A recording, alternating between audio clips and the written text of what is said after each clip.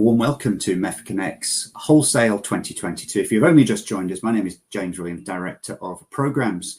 And fear not, if you have missed previous sessions or you won't be able to make all the live sessions we have for you the rest of today and indeed tomorrow, then fear not, everything is being recorded. And as long as you've been registered for the event, then you will receive notification when all these recordings become available a few days after the event. Now, wholesale, or this should be this way, a wholesale event without talking about the Internet of Things would simply not fly. As we heard from our keynote by Herr Dr. Rolf Nafziger from Deutsche Telekom Global Carrier, IoT is playing a very, very big role for Deutsche Telekom. And indeed, Julian Watson, Principal Analyst from Omdia, has just talked quite a lot about IoT as well. So it's something you cannot forget when it comes to wholesale.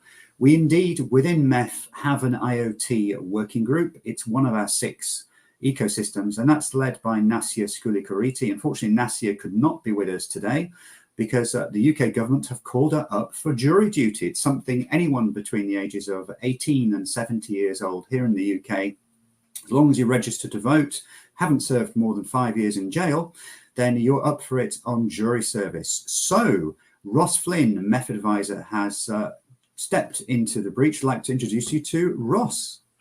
Hey, hi guys, how's it going? How you doing, James?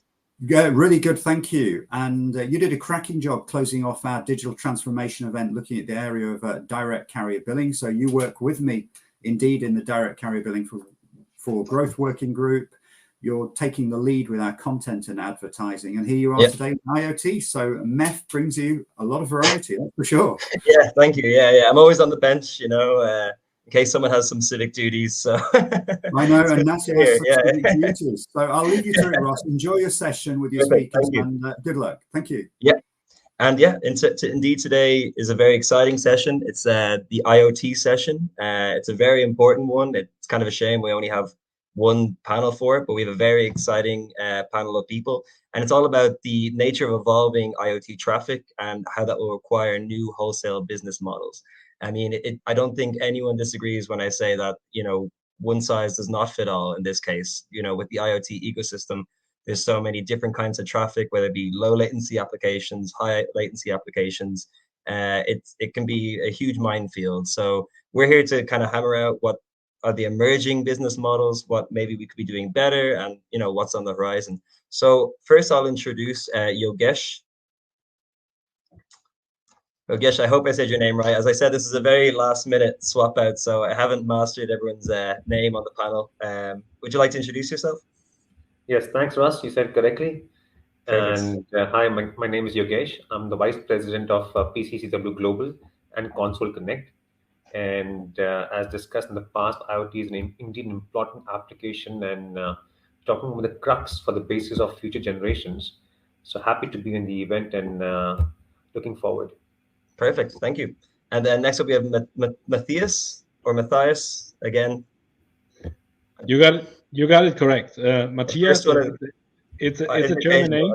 Okay. It's a German name, but you know, essentially I always say I listen to everything what starts with Matt, like that. Typically, you know, my ears are popping up. Thank you for having me and having EMnify. I'm VP Revenue Operations. I wanted to say roaming operations. No, I'm VP Revenue Operations here at EMnify. EMnify is a connectivity player in the IoT space with a real focus on only cellular connectivity. And of course, you know, we have a lot to offer when it comes to cloud native integrations and all those type of things. So looking forward to a fruitful conversation here. Perfect. And lastly, I can definitely say this person's name right. We have Adam. That's correct, yes, thanks. Yeah. Adam Hayes, I'm the COO of Eseye. I manage our carrier and partner relations. I'm going to say our customers are looking for their devices to work anywhere, and it's rarely their area of expertise. They're looking for our help and guidance as to how best to achieve this. Perfect. Okay, great. Well, I think we should just get right into it. So Yogesh, what do you see, just kind of starting off, what do you see as the key business models driving IoT revenue right now, just to kind of set the scene? I think before we go and talk about the business models, we need to understand the fundamentals of IoT and how different it is compared to the existing usage that we have in terms of applications. So to give you an idea, historically humans would either browse or watch videos online, and that was P2P. Now we're talking about M2M. Three different, the base fundamentals would be the speed and the velocity at which each transaction has to happen. That plays a big role over here. The surveys have showed that by the time two humans exchange a WhatsApp message, there might be tons of IoT exchanges that must have happened between an M2M device. The second is the quantity. I think again, every human would have at least 4 to 5 devices associated to him. So we're talking about billions of devices which must be interacting to themselves. So imagine a world where your cars, your doors, your locks, your smartphones, just name it, everything is connected. So this is the type of interaction that you're talking about. And thirdly is the data consumption. The data consumption between the IoT devices would be in kilobytes versus a megabyte or a gigabyte or terabyte. So these three fundamentals basically play a role in how you define a business model which would be successful going forward. And bear in mind that your customer is not the end user now. Historically, when the customer was using your data directly, now you're talking about an industry or a manufacturer who basically produces an equipment that's already connected. So your end customer is basically these manufacturers or integrators and not the end user. So I think based on these evaluations, indeed, the business model of IoT is changing. Now, we as Console Connect and PCCW Global, we're trying to form an ecosystem which creates automation. So we basically connect your edge device to the cloud directly in an automated manner. So we are going towards a network that transports in an automated manner and supports the IoT devices. But yeah, this is where fundamentally we think about the business models. Okay, yeah. Matt, do you have a comment for that, or do you agree, or? I mean, what Yogesh described is absolutely correct, right? And we see that certainly as well. I think also an important aspect or an interesting aspect is you also, if you look at IoT devices, right? The consumptions, the requirements these devices have in terms of connectivity are completely different, right? And that also, going forward into the pricing discussion, that's also driving a lot of these type of things, right? So what is it I mean?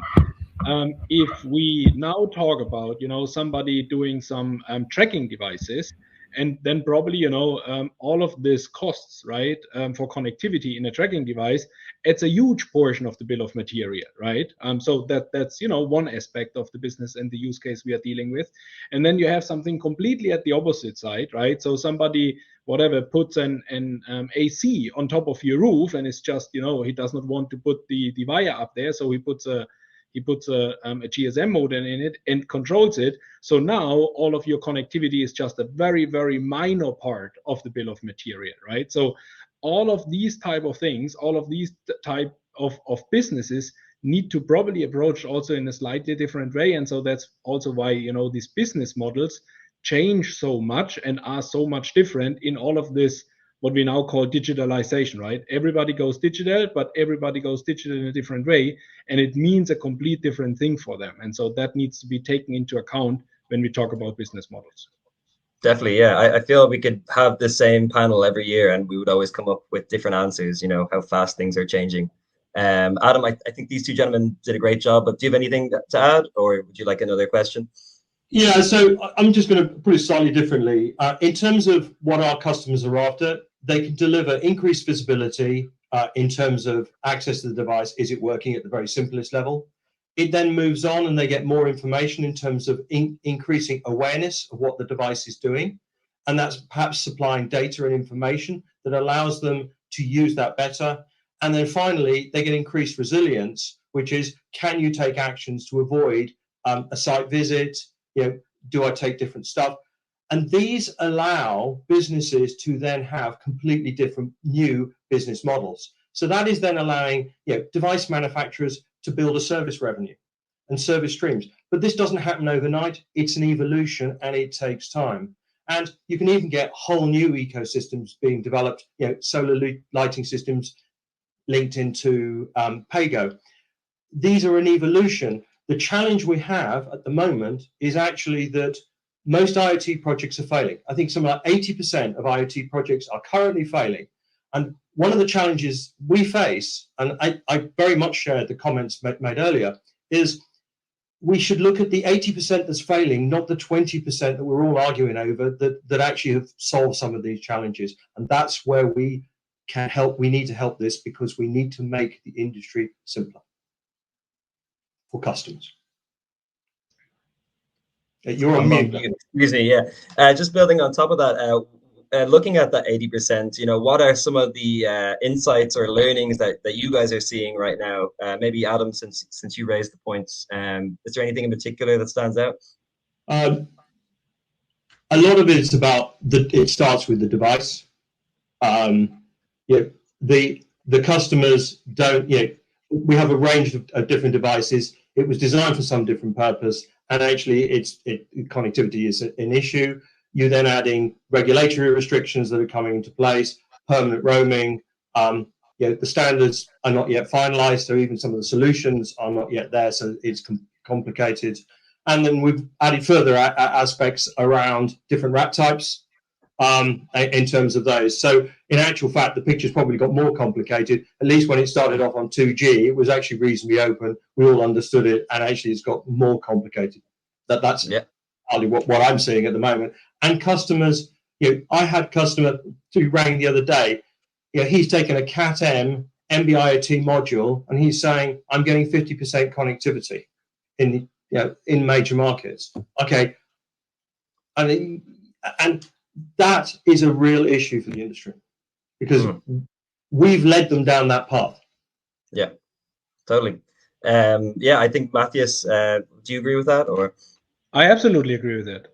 It's exactly as Adam describes it, right? So when if you zoom a little bit out, right, and we look at all of this connectivity, right, it's like our job in the industry is to remove this barrier to get access to connectivity, right? Or saying it differently, make our service a very, very simple digital supply chain element, and that everybody can just consume connectivity when they need it, right? So it's our job to make that easy, that the customers exactly fall not into those traps which Adam just described, right? Customers go out and deploy NB-IoT modems, and then they wonder that stuff is not really roaming well, right? So all of these types of problems are constantly coming up, and that's, I think, really important that we overcome this and make it all as easy as somehow possible for our customers to consume that service.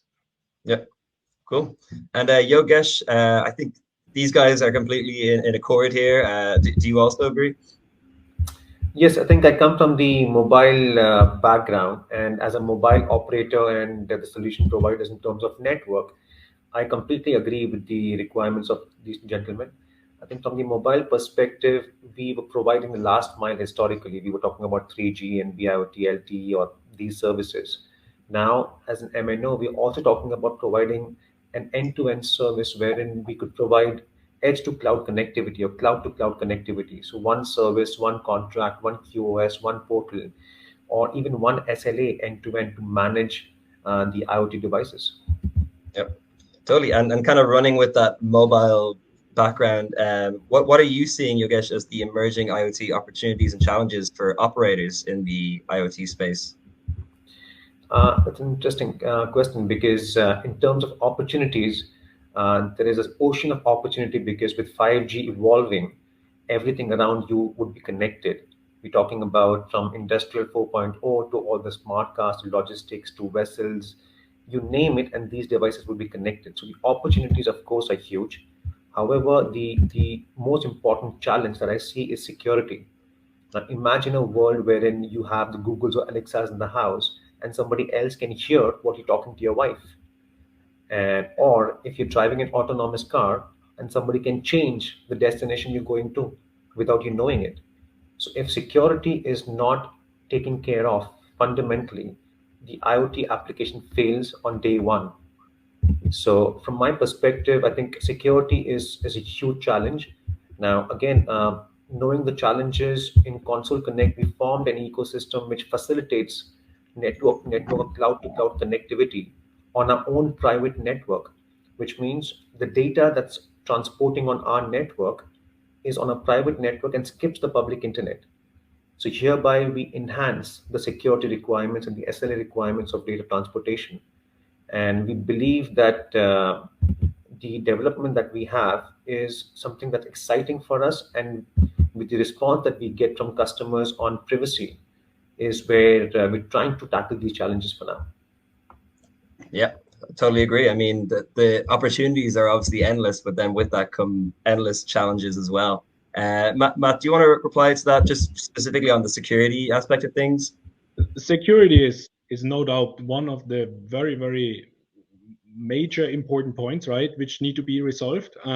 So clearly, you know, the more devices which we connect, we as an industry connect, right, the more security is also getting top of minds in our customers' minds and in our enterprise customers' minds and so on, right? But so security, while security is a very, very important part, and, you know, we also heavily focus on that in order to make the world secure, like private routing of IP packages, never touching public internet, these type of things, right?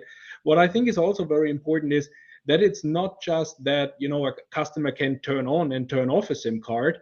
It is important, if you manage larger fleet of devices, that you also can integrate them nicely into your workflows, right? You need to integrate them, you need to operate them, you need to automate them. All of these types of things in order to provide, you know, a good service for a larger fleet of devices is also very, very important. But completely also agree with what Yogesh said. If that is all not secure, then, you know, we all got a problem together. Yeah. And Adam, I assume you're completely agreeing with this as well? Yeah, I don't think anyone's going to say the security is not important. Clearly it is, and Mathias covered some of the aspects that, you know, both his organized company and ourselves do in terms of those. I think also in terms of what Yogesh is identifying, a lot of that is also delivered in terms of security at the server side or the enterprise. One of the biggest challenges, you've still got to get the data from the device in a consistent format back into the you know, your cloud-based services, if that's where it is, or your private cloud.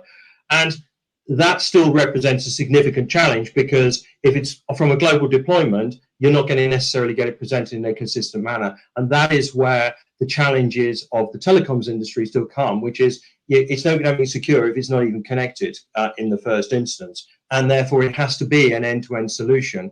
And very much to that, we have to deliver that as an ecosystem of partners working together in a much more collaborative way than perhaps we've been achieving today. Yeah, totally. Okay, well, moving along, because we're already very deep into the session and it's very interesting, but I want to get through some of these questions. Adam, what does the IoT market look for wholesale models, and does it even have to change at all? So historically, we piggybacked off the consumer model. The consumer model, of course, has actually worked extremely well for delivering connectivity over many years for the model it was designed for. And that certainly is not IoT. And so, yes, it absolutely has to change. You are looking at perhaps the introduction of a device fee at the low end and data rates in terms of those. One operator indicated, who I was conversing with, it said, you know, when they started to change the rules, it was because they got several million of their own devices that they recognized, and then they realized they had over 7 million. So they had, you know, 3 times the volume of roaming IoT devices, for which actually they were getting paid basically nothing. Okay, that isn't viable and it isn't right. One has to address that. However, we are then looking to say is I don't think those structures are yet been thought through, but the models have to change, and they have to deal with some other different use cases as well. My other one is, can somebody explain, if you do access fees all the way through, how you get a truck from Dublin through to Warsaw and not have, you know, 8-10 charges in terms of those? Well, that's again something that we need to solve. So yes, absolutely, it needs to change, and we haven't yet got those solutions. Yeah, Mathias, would you like to add to that, or?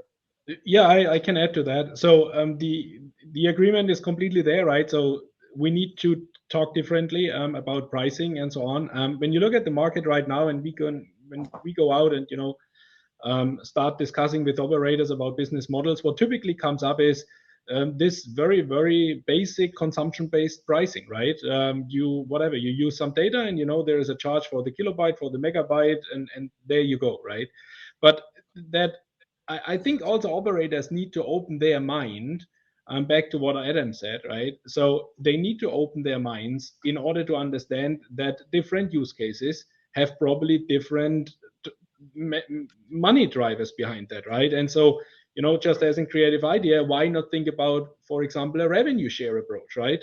Something will be deployed on an operator's network, will only consume a few kilobytes of data, but will make thousands of dollars, if not even millions of dollars, for the manufacturers of this IoT device or the enterprise doing it.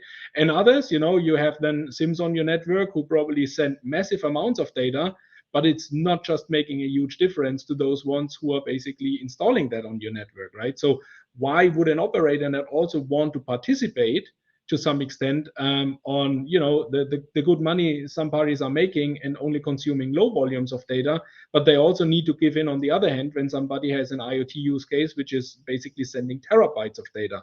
I think last word on that, I think everybody in this ecosystem should have a view on what is a fair share to take, and I should get and I could get, and rethink that with the players in the ecosystem in order to drive innovative models also forward and make them possible for the enterprises. Yeah, that was a great point. Thank you. I want to say as well, if there's any questions, please make them in the comments. It's a very great panel, so feel free to jump in. Yogesh, do you have anything to add there before we move on? Yeah, very quickly, I think it's interesting that, like I said, coming from the mobile background, the sentiments are probably similar, but different in certain cases, because like Mathias said, that there should be a fair share. Now, depending on use cases, the fair share can differ. And as an MNO, we also have to bear with the basic charges or the regulatory charges, which comes in play. However, I agree that the business models would change. I mean, look at the advent of 5G, the slice and dice network. We're also talking about where the IoT service providers can basically take a slice of our 5G network and probably utilize that for the domestic requirements for governmental electric, water, gas supplies, or these kinds of use cases. And so, yeah, I think there is a different model that has to be taken forward. And we're happy to hear what is the basic requirement of integrators, so we can also formulate our internal strategies. Perfect. Thank you. Okay, sticking with you, Yogesh. So, I mean, what are the wholesale providers doing? Like, what are their policies? How are they managing their current business models? Obviously, the message is loud and clear that there's room for change for sure. But what are you seeing at the moment? I think as network owners, what we're doing is we are listening. For now, we keep listening to the different requirements of the industry. And we're trying to adapt ourselves because we also understand that these devices basically are born connected, like I said. We're trying to understand if there could be a use case whereby we would charge a specific fee for the lifetime of an IoT device versus charging for a certain number of minutes or data. So, for example, if an IoT device lifetime is between 5 and 15 years, depending on the use case and the consumption required, we cannot give these integrators an A to Z wherein we charge a separate price for every country it calls or a specific data required. We would charge a specific fee for the whole year or for the lifetime. So this is probably where we're looking at. Secondly, we're also looking at positioning ourselves wherein the IoT device is an integrated part of our edge to cloud network service. So through our platform, you can, in an automated manner, you can integrate an IoT device for a specific country or a set of countries. And we would probably charge bandwidth on demand or usage-based charging. So there are different models that we are adapting towards. And this is why such forums of MEF or MEF are very important, because we learn and accordingly take the notes internally. Okay, thank you. Mathias, what are you seeing? Yeah, I'd love to give a little bit of a different perspective on it, right? And also understanding wholesale provider maybe also in a little bit of a different way, right? So the one thing what comes to mind when we talk about wholesale is certainly that we speak about the MNOs, right, who are facilitating players in the market and providing wholesale capacity to them. And we talked about the problems like fixed fees, monthly fees, IMSI fees, and that they are stuck in certain business models. The other element when we look at wholesale providers is that we also see with this upcoming IoT, right, still upcoming IoT trend, that many players are basically offering really like wholesale rates directly to the enterprise customers, right? So that's call them wholesale providers as well. And what these players do is basically they go out, rent somewhere a platform, plug some wholesale routes at the back end of it, have a small team, and basically go out and try also to get their share on the IoT market, right? What's interesting in that view is then that whole platform is just what I now would call a trading game, right? So somebody buys this with low costs on the left side and sells it on the right side. What we also strongly believe in EMnify is that this is not enough, right? In order to really talk to bigger enterprises, equip them and enable them to drive their IoT and digitalization projects, you also need to have expertise in what you do and not just be a wholesale and IoT big O, right? Trader. You need to provide something what's giving additional value to your customers, and then you also can start getting out of this pure wholesale and pricing game. I'm going even back to the former discussion, which was on this MEF show up here, right, where it was clearly mentioned that also price is probably not exactly anymore the only driver pushing something forward or through with an enterprise customer. Yeah, that makes sense. Adam, are you seeing the same? Yeah, very much. In terms of the value add and the integration with customers in terms of what how they get the value from IoT. In terms of those, the pricing has to be right, but actually it's not otherwise we just become a race to the bottom, which doesn't benefit actually any of us in terms of those. I think as well in terms of structure, we've certainly at Eseye have been very much moving localization in terms of local profiles as a way of helping assist some of those issues in terms of how you balance that through.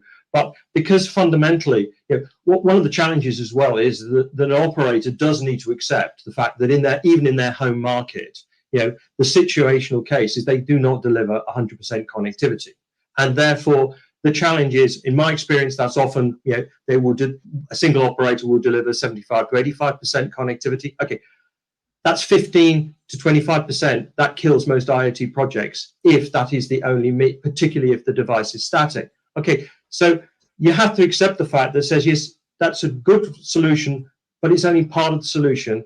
And therefore, we have to put that together. And that is also where roaming has a continued role to play in addressing that. And again, I think there is some need for acceptance in terms of the operators that say, actually, we have to get back to a little bit of trusting and working together to help solve some of those problems in order to make it easier for customers. Would you agree that like a more holistic approach is needed? How you achieve that, I mean, that is very much part of the whole conversation I continue to have with major operator groups and have done for many years. And actually, I think there is an understanding of that. It changes with operators, but we're also seeing that as we introduce EUICC in terms of some of the concepts there. Oh, yes, that localize it, yes, but it's not. It takes it forward. It moves some of the devices away from roaming into maybe a different bucket within the operator, which is helpful. It isn't sufficient to necessarily be it's not the sole solution, and I don't believe it ever will be for the reasons that actually coverage is just more complicated than that, particularly when you move into multiple different markets. Okay, yeah, that was great points. Yogesh, is there any sort of innovative business models that you're seeing right now? Anything exciting that you'd like to share? Yeah, I think I would like to share that, like I said about Console Connect, I would like to further explain on that just for everybody's reference. I think we in Console Connect are one of the most innovative ecosystems in the world. And in the past few years, we've won some awards for being innovative. And it's one of the pioneers of software-defined networks in auto network provisioning and IoT cloud integration, actually we've already positioned ourselves wherein we can, like I said, we probably provide edge to cloud network connectivity and cloud to cloud connectivity. We further matured in layer 3 as of now, which is called cloud router, whereby we can basically move your IoT data from one cloud to the other without having a physical presence. So this is further reducing your requirements of a physical presence in terms of redundancy, and we further keep on implementing such solutions to make sure that we are innovative and we adapt ourselves to the market requirements. Cool. Yeah, and Mathias, on to you. Anything cool? Any business models that are really shaking things up that you think are kind of a shining example right now, or? So we, from an EMnify perspective, right, we also focus heavily on what we call cloud native. So that means also what Yogesh spoke about, right? So there is clearly a trend going into the cloud and driving IoT projects out of the cloud and so on, and being natively integrated there, offering differences, offering basically close integrations with the MQTTs or the IoT cores of the big hyperscalers. These type of stuff certainly drives innovation. I'm very, very sure when it comes to this one, right? So that's clear. You need to be, for this digitalization projects our customers are in the end working on, right? Because let's face it, what is it our customers do with it? They digitalize something where they had no connectivity before. You need to become a part of this digital supply chain and make it easy for the customers that they can consume you. But one other complete different thought, I think, what's interesting and what's probably also driving innovative business models in the future, let's see how that plays out, is of course the trend of eSIM coming more and more into the mix and into the game, right? So all of these type of things, what can be done with now an eSIM on the device, and probably no need to switch physical SIM cards anymore. That will, I think, really change also quite some aspects on the provider side as well as on the enterprise side, because now things are possible which have not been possible before. And I think that will give us some additional drive in terms of innovation on top of what we do already today. Cool. Yeah, that is exciting. Adam, I'd like your perspective on that as well. Is there anything from you that you can see?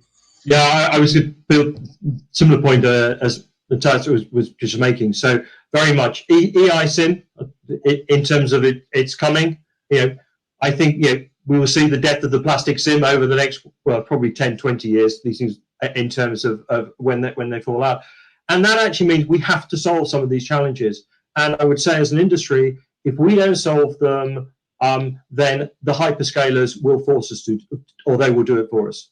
And I believe that there's a whole series of opportunity. I think a lot of that is actually being driven by a number of the people on this call in terms of how we innovate and how we take that forward and how we solve some of those challenges. But we need to move forward, because it is going to happen, and the connectivity is not going to be physically separate. It is going to be inside devices increasingly, and we need to solve some of these challenges, because you can't just go and replace the SIM, which is actually how a lot of people get around some of the industry challenges today. Yeah. As well, I wanted to ask, do you, Yogesh, I'll put this to you. Do you think we need different wholesale arrangements for low latency versus high latency applications? How do you see that panning out? Yeah, like I said, in the wholesale industry, we are constantly adapting. We do want applications having low latency, because with the advent of 5G, this is probably the crux of the requirement as well. I mean, we do believe that with 5G coming out, the latency should reduce, depending on, like Adam said, the connectivity requirements would not be the same for every country, or every operator would not be able to solve the connectivity requirements across the city or the country.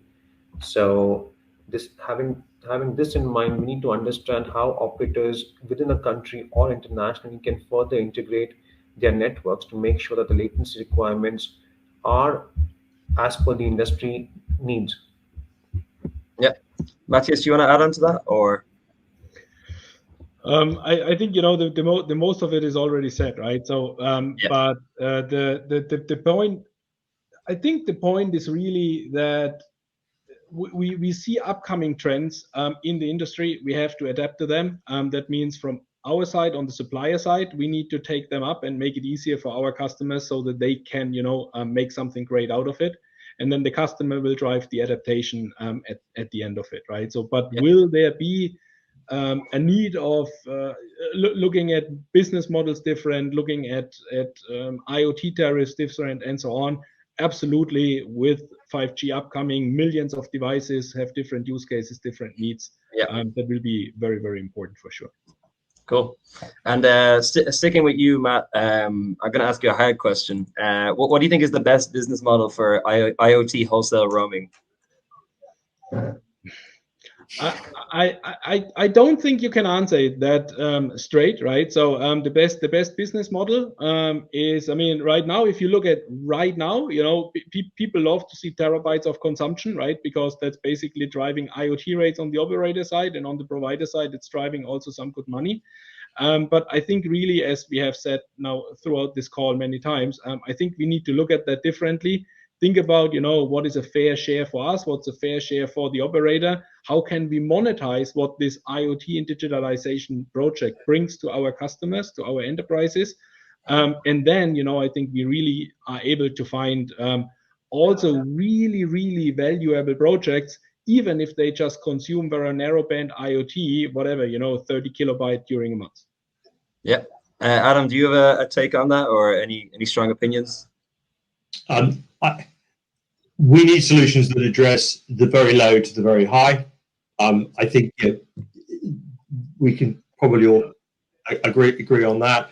I think there's also the regulatory and the rules that operators have. There is a valid concern over device performance. We know that the devices can cause signaling storms if they're badly designed. We need to work out how we address the device in terms of those situations, because that is a valid network concern. In terms of those, and I think there will be there's no one single solution, but there has to be a number of them, as Mathias was alluding to as well, in terms of those. So one other core aspect that I'd like to also make it is the use cases vary differently. So you get a battery operated device that may be only live for a week. The solution is going to be fundamentally different to the 5G mass data broadband replacement that you're not going to be delivering over roaming, because no one was going to want the bandwidth, and you're going to have to produce very different solutions. So absolutely, the market is going to segment. It's not IoT, it's a whole series of different segments of IoT, and perhaps that's how we should be doing, is starting to break it down, that says it's actually different. It's not one amorphous sector. Yeah, totally. And I'm looking now, we only actually have 3 minutes left. So Yogesh, do you want to leave any closing remarks? Is there anything, final message for the people? No, I think I would request everybody to log on to consoleconnect.com and do look at the transport layers that we provide. And hopefully, I think a lot of our customers are happy to be using our transport layers. The registration of yourself or your company on consoleconnect.com is free. And we basically provide you a platform, or a transparent platform, where you can connect to the partners on the ecosystem by clicking a button. So hopefully we look forward to having more and more partners on this platform. And thank you to MEF for organizing these sessions, because these are very vital for us in MNO to understand the latest requirements and keep adapting ourselves constantly with time. Thank you, guys. Yeah, and Matt, do you have any closing remarks? Thank you as well, right? I think really, also the initiative of a mobile ecosystem forum to drive into this whole IoT space. I think that all gives us, a lot of insights. We have a forum to, sync up on the industry and events and basically things which are coming up in the future. We are looking forward to, a really connected world. But I think, everybody on this call does this. So there will be great business models which we can live on. There will be business models where we can really show our innovation power and drive change for us, for our companies, for our enterprises, and bigger said for the globe and for the world. We are in here to help with that, right? When it comes to connectivity needs at EMnify, and really looking forward to a connected world. Yeah, perfect. And then Adam, I'll leave the final one to you before I say goodbye to everyone. Okay. Yeah, for us, it is about focusing on the 80% that's not getting delivered. There's a very big pie out there we're all not sharing in. We need to start making those happen. and we have to, firstly, customers need to appreciate that this is, it is complicated, and we need to help solve how we make that simpler so that customers can connect these devices and we will all be more successful. Yeah, perfect. Well, I think that brings us to a close.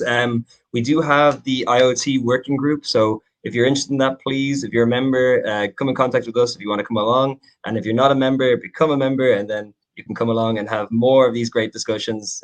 Thank you so much, guys. That was a really interesting talk. I feel like we could go on another hour or so, but we're out of time. So yeah, thank you, everyone. Thank you. Thank you for having us. Bye. Bye.